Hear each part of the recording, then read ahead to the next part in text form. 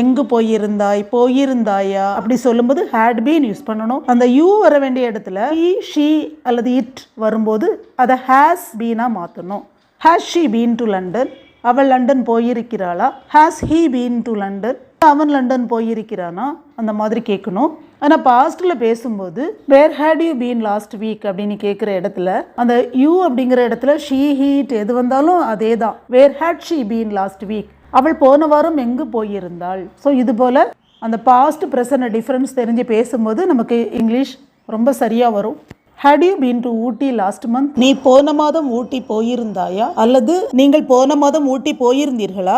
S, I had been to Ooty last month, ஆம் நான் போன மாதம் ஊட்டி போயிருந்தேன். அல்லது yes we had been to Ooty last month, ஆம் நாங்கள் போன மாதம் ஊட்டி போயிருந்தோம். வேர் வேர் யூ எஸ்டர்டே, நீ நேற்று எங்கிருந்தாய், அல்லது நீங்கள் நேற்று எங்கிருந்தீர்கள். சிங்குலராக சொன்னால் நான் அப்படின்னு சொல்லும்போது I was in Chennai yesterday அப்படின்னு சொல்லணும்.